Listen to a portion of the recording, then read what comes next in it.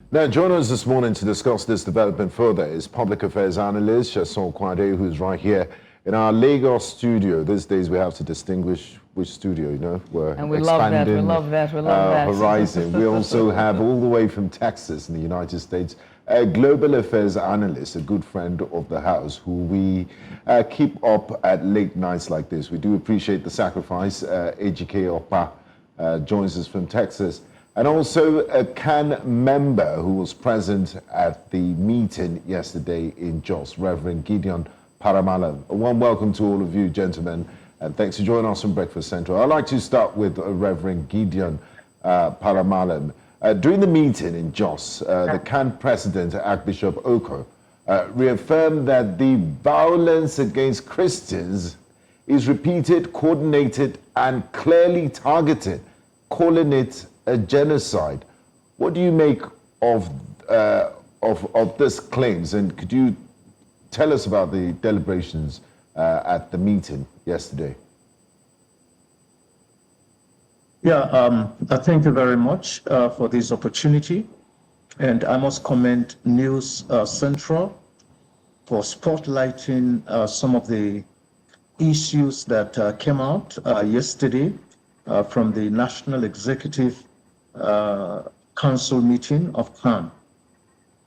Let me say that CAN is merely stating the position of millions of Christians in Nigeria.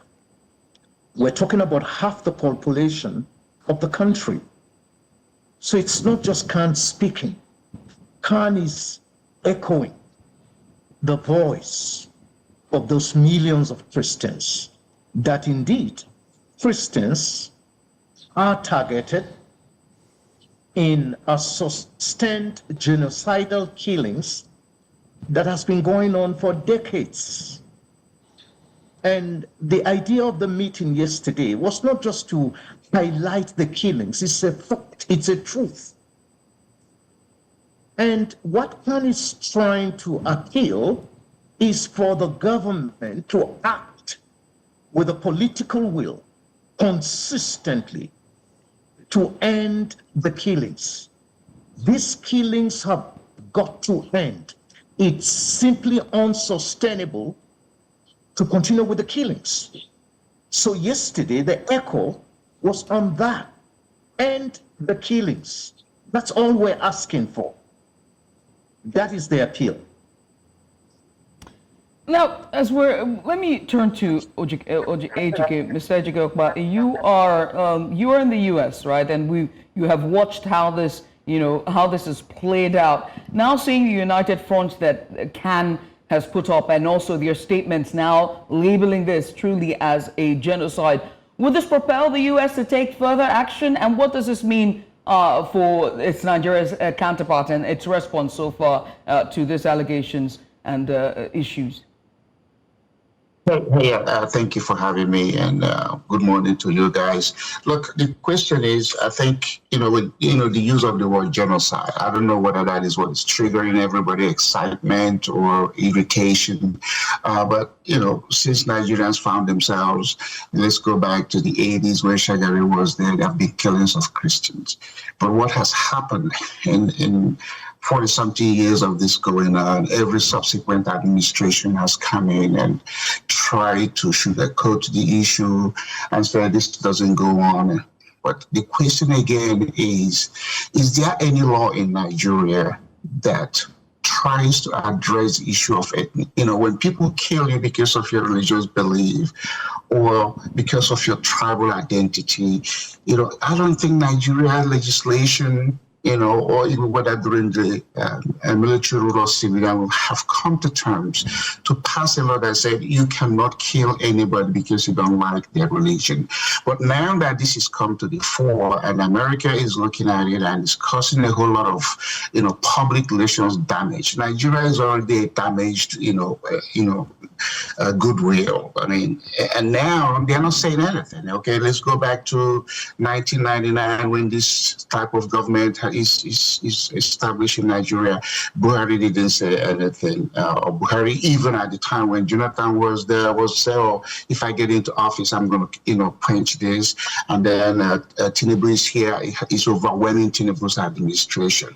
We don't have to use the word genocide. Nigerians don't like each other. There's a whole lot of intertribal and interreligious issues going on, but no law. The National Assembly has. In America, if there's going to be anything, at the time, because of racism, we passed a law that say, there's something like if you kill somebody because of their race, it's a federal crime, and the federal government needs to come after you and punish you to the extent. It's not going to eliminate, crime against people because of what somebody else is thinking, but at least it serves as a deterrent. The Nigerian law there is no deterrent law in Nigeria, and it's really, really a shame because you have, I think Nigeria is the largest, is the most populous black nation in the world with the most legally trained people. But what are the signs saying? What is this so-called sign, which again, excuse my French, I call them the senseless advocates of Nigeria, because this is where they should have risen to the occasion, and they should have issued a statement or initiate some law condemning this stuff. Genocide means that, hundreds of millions of people killed. We don't have to wait for that to happen. It can be one. So Nigerians have to be serious about Nigerians killing each other because of religion or tribe. And it's really, really a shame because everybody's watching. I'm in Dallas, Texas. I get called everything. Edward, what do you think needs to happen? I say, I don't know. When Nigerians are in denial of what is happening to them, then how is anybody going to come in and say, okay, here's a solution? No society is perfect. In America, we have the phrase said, in pursuit of happiness. It's not guaranteed, but you are always in pursuit of it. Okay. So is Nigeria in pursuit of happiness for Nigerians to live and be comfortable in their own homeland? I don't think so. Thank you so much, Mr. Ejike Okpa. Sesan, Ejike mentioned quite instructive things. He talked about the value of the Nigerian life, and if there is a policy that also addresses killings, if you kill, what are the consequences for it? Let's look at the federal government's response so far. There's been sustained pressure. You'd almost think this killing of Christians is happening in the United States. There's wall-to-wall coverage on the major news networks. Senators and members of Congress have been speaking about it. Just as we speak, tomorrow, the United States Congress is going to have a hearing on this and listen to witnesses. It's been almost 2 to 3 weeks. Nigeria has not yet appointed an ambassador to the United States.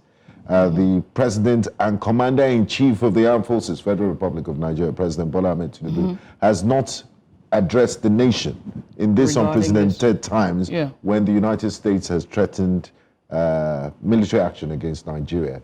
And also, as we speak, the Commander-in-Chief of the Armed Forces, looking at the backdrop of what happened in the last 48 or 72 hours, the kidnappings in Kebbi, and also the killing of a Brigadier General, unprecedented in our history, is off to South Africa for the G20 meetings. And after that, it's going to stop by in Luanda, Angola for African Union Summit. So in all of this, are you satisfied with the government's response so far? And can they do better? Or are they even, is it priority for them? Let me start from your last area of saying, are they doing better? You can do better if you initiate something good and you want to build on it.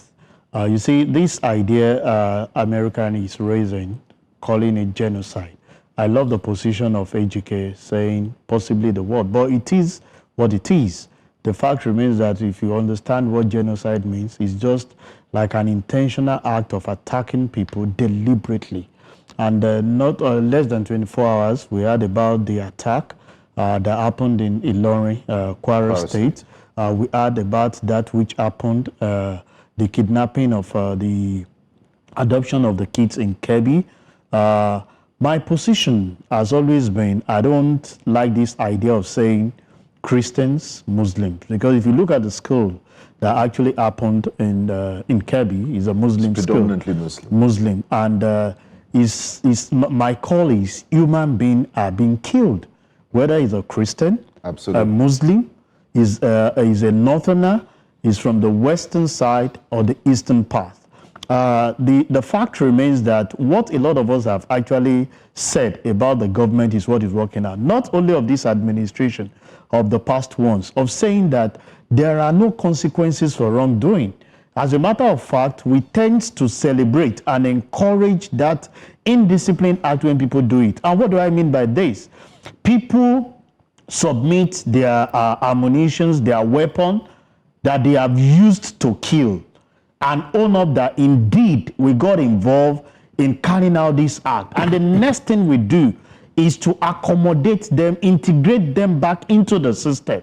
What we are saying logically, if you ask me, is that other people can venture into it. Our hands are open to take you back after you have caused the havoc. With zero consequences. That's my own position, because a lot of people have said it. We are in democratic setting. We are in this. People that are killed by the sword should go by the sword.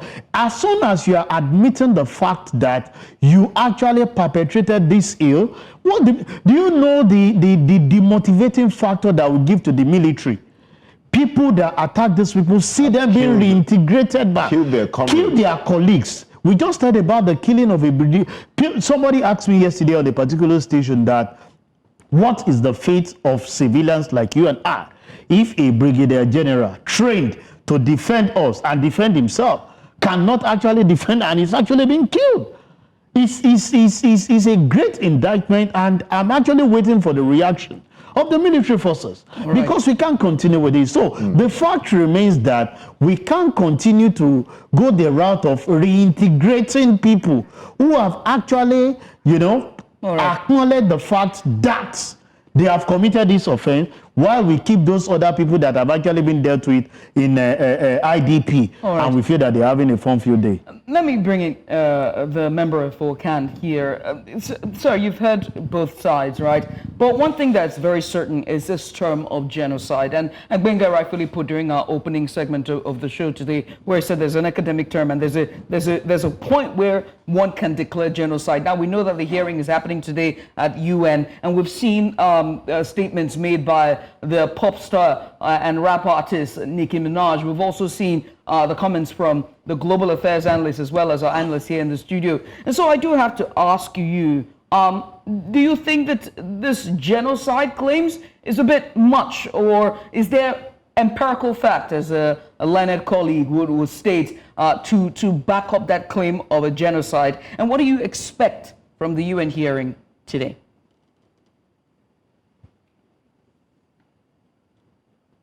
Colleagues, global analysts who are making their comments, and I do respect their comments, but let me be honest. I live here in the north. These killings have been targeted, sustained, and consistent.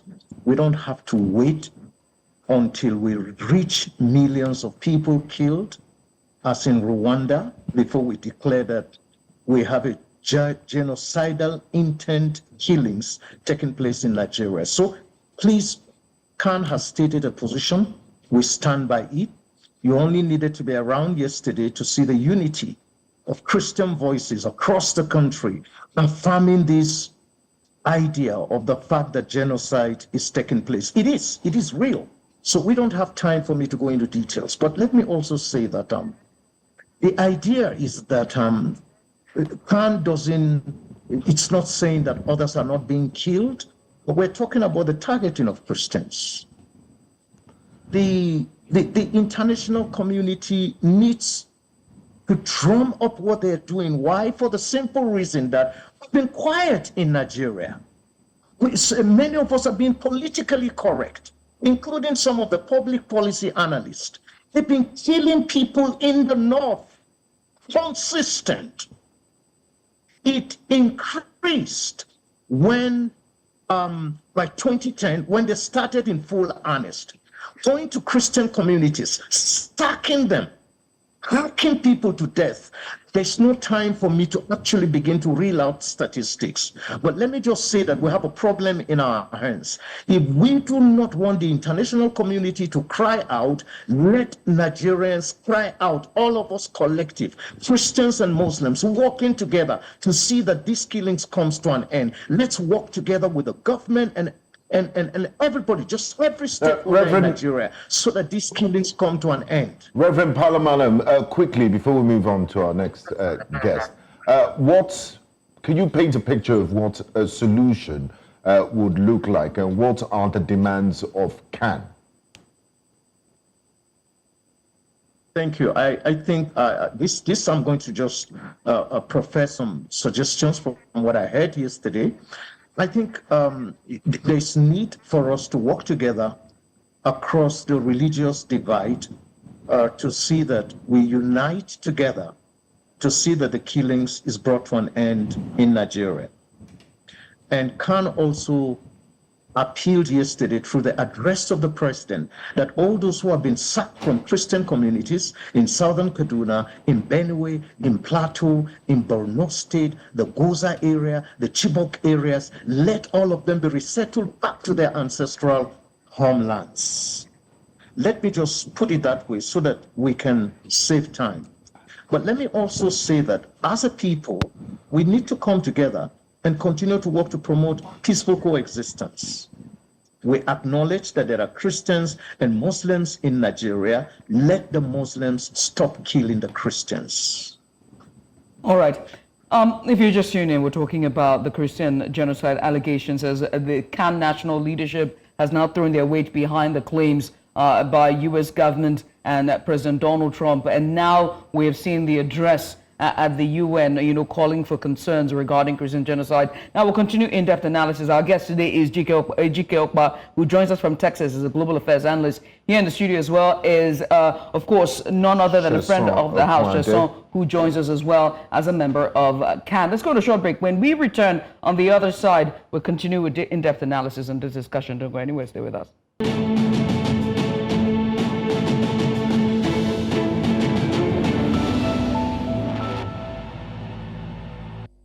And you're welcome back. If you're just tuning in, we're talking about the allegations of Christian genocide by the U.S. government and the label of the country as a country of particular concern. Now, we've seen all the events unfolded in the last 3 weeks, plus the address that was given at the UN by rap star Nicki Minaj, who is calling for more attention to to Nigeria, beg your pardon, and also threats by the U.S. government that said that without decisive action to stop the genocide, there will be military action on the country. Now, joining us earlier on the program was a member of CAN. Unfortunately, he had to leave us. That was Reverend Malam. He was a member of CAN who was just giving us a bit of insight following CAN's resolution.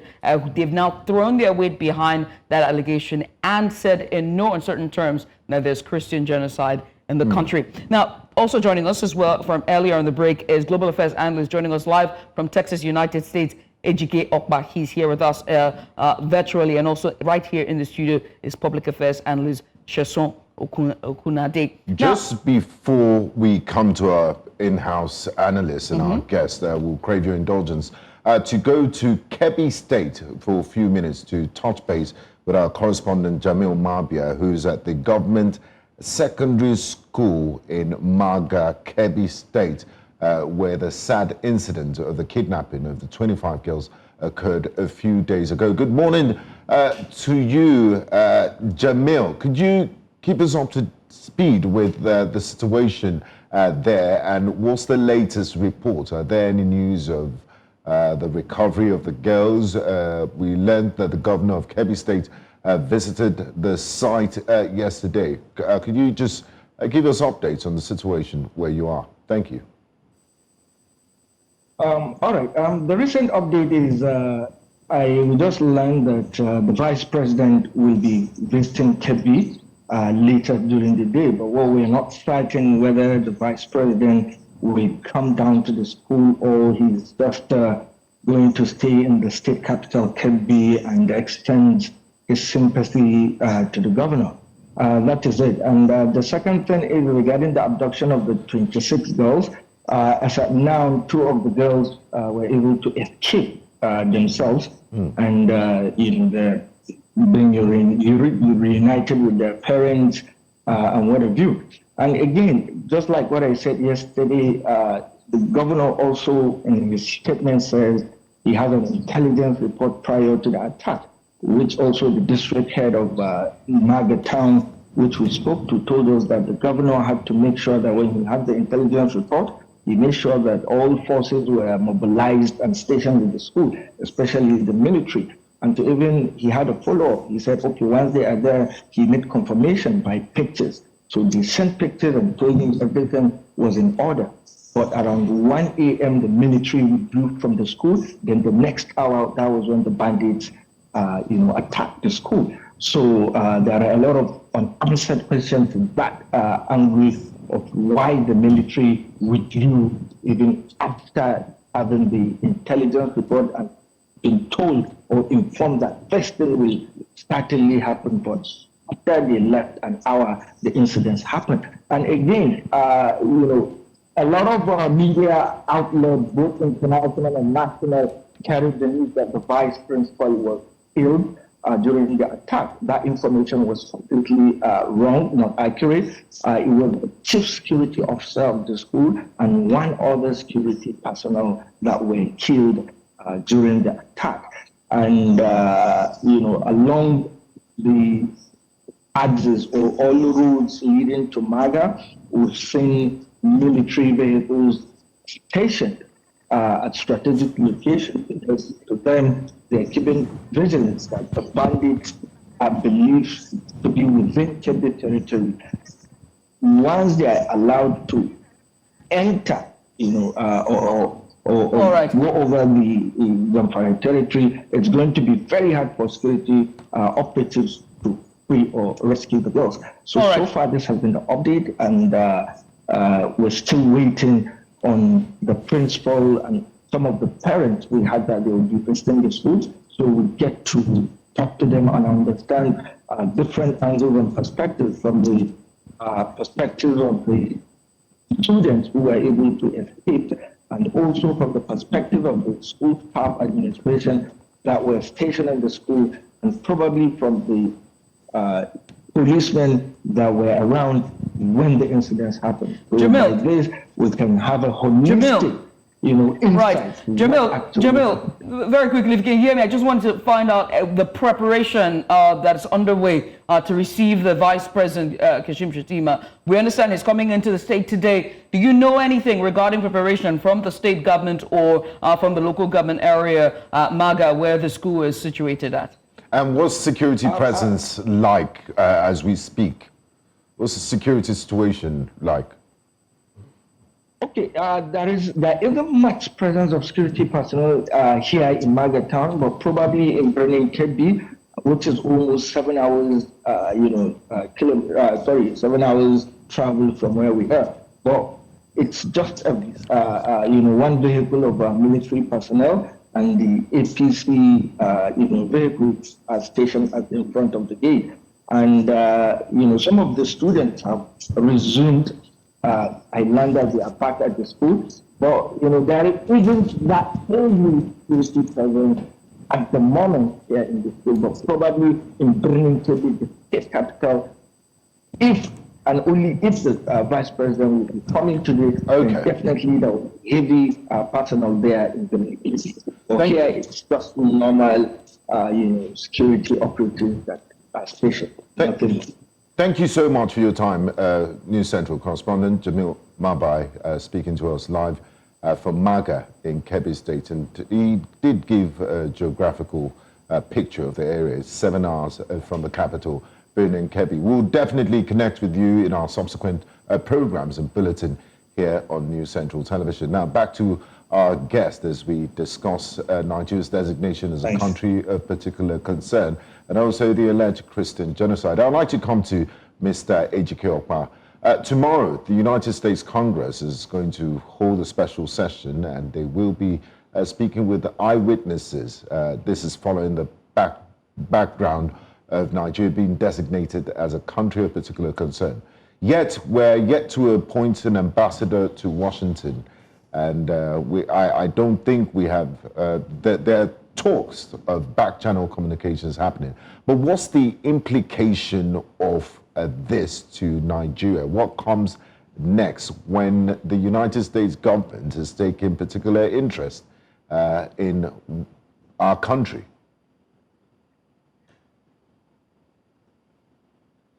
Is there a question for any The question is directed to you, Mr. Okpa. Oh, to me. Yes, oh, sir. okay. Thank you. You're in the Sorry US, for a minute. so For a minute, you're the right person. I lost the audio. Hey, good question. Look, this genocide has no specific number of people that have to have been killed before it's a serious consequence. What sort of bothers me is how the Nigerian leadership, either from the national or the local or state, takes some of these things. Nigerians have to be invested in their own security. They don't enforce police people or the military. They are not magicians. That's what we call in America, see something, say something. We have to sensitize, educate Nigerians to also be aware of their surroundings. Because, you gotta, before somebody attacks you or do something to you, there may be whispers, there may be something. But you go back and you look at it, that the governors get what they call the security vote. I don't know what are they trying to secure? Is it security for themselves or security for their state? But, the National Assembly have to go back and look at some of these laws or some of the things that are going on that nobody's addressing. In America, when certain things happen, that's what they call situation, room. In fact, when things like this happen to America, the president immediately goes to the situation room and gives a national broadcast or national views of what they think. He has said in the earlier part of the segment that, Tinubu is out of the country. I don't want to pick on him, but Tinubu is, obviously doing what, presidents before him or heads of state before him have done. They are always insensitive. They are always in denial. They are, well, it doesn't happen.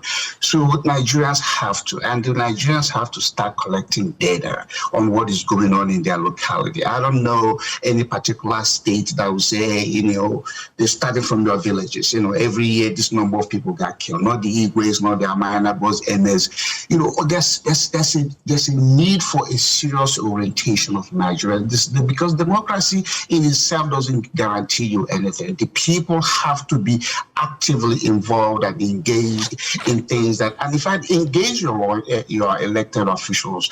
In this case, your assembly members, your house. I said, this is what we want. I wanted to ask the gentleman from Khan, has Khan ever initiated any law? Because how you initiate a law is you introduce it, you pass it, you give it to every members, and you ask certain members, whether they're from, people are sympathizing with your religion or somebody else. I say, would you guys introduce it on the floor of the House? What is happening in Nigeria is Nigerians wait for the lawmakers to tell them what to do. Democracy is very, very effective and useful to people when the people tell those they elect, this is what we want you to talk about. Nigerians, again, have no solution. There's no perfect nations or perfect societies. People have to constantly be aware, and that is what is not going on in Nigeria. Everybody is detached and say, let the governor do it or let the president. They are human beings. They get 24 hours in a day. So if that's a solution or suggestion that I have to make, let all these people, there should be an interreligious alliance and coalition in Nigeria where the Christians and everybody, they don't even look at just the Muslims and the Christians. They are the non-believers. There are most people who don't even believe in it. They too are getting killed. There should be that inter- and intra-religious coalition where they meet from time to time and talk about what is going on. Embrace each other. Nigerians haven't found it. If some of them have said, the the Fulanis, the Hausas, the Christians, there is no perfect tribe in Nigeria. There is no tribe that is leading an example that somebody said, let me copy and paste. Everybody's more like, even animals in the zoo behave better because animals in the zoo, they have a minder. Who is the minder for Nigerians? Nigerians claim and say that they are the smartest people. Please run a smart country. The image of the black race is shattered because there's no black president in the world that has international credibility. Is it Tinubu? Is it the guy in Kenya? Name it. Every race, every continent has somebody they can put forward and say, hey, this person, when they speak for us, we are all excited. Who speaks for the black race? Nigeria is the most populous black nation. Act like it. Stop throwing around the PhD, doctor, blah, blah, blah. At the end of the day, you have a dysfunctional society that nobody knows what is going on. Look at the schools. In America, we know how many law enforcement agencies. We have 16,000 law enforcement agencies. We have killings in our schools. That's why we call them now resource officers. So maybe in all these 6 political zones, create resource law enforcement just for schools, and make sure every school that is in that particular geography has a policeman or somebody trained to protect the school, so that the kids can feel comfortable, go to school and go back home. You can't just have this in season, attacks, people getting kidnapped, and everybody just try to look the other way, say, oh, it doesn't happen. Please, Nigerians. Please, I'm saying, if you're I'm a Nigerian American, I'm probably not going to come back to live in that country. But I visit. My point is that the image of the black person is damaged because of the way Nigerian government and leadership behaves. It is very shameful. Mr. Sesan, I have to ask you, because Mr. Okpa here said that Nigerians in some sense have, somewhat lost direction when it comes to holding the government accountable, and whether or not the CAN has been able to lobby for certain bills and laws being passed. But the very core of the democracy, in fact, the very core and duty of the president when he's sworn in is a swear to protect every person in spite of their identity, religion. That's why he's commander-in-chief. That's why he's commander. So should we victim blame, or should we blame Nigerians and not holding power accountable? Have they not done that in the past couple of years, or have we slack? Are we slacking in our hold for power accountability? Yeah, thank you very much, Judith. I have this to say that Nigerians are not slacking. There is no day on this particular station and other sister station that people don't call these leaders to question on certain things that they're doing. But you ask yourself the question, how much do they actually react? The only response to the ones that they know has to do with them. Going in line with what my brother said, the fact remains that it's entrenched in our constitution, section 14 subsection 2b, that the primary responsibility of the government is to provide security and better welfare for the citizen. Is this being done? You see, the disheartening thing as I speak is that the current commander-in-chief of armed forces of the country, while he was a governor, championed the issue of state policing. And you can know that as we have in Lagos State, where he was once a governor, we have the neighborhood watch that was created, and they have the backing of the state assembly to actually function and augment the service of the security architecture. We have the RRS, which was actually given the backing also, a branch of Nigerian police that we have in Lagos that is actually there.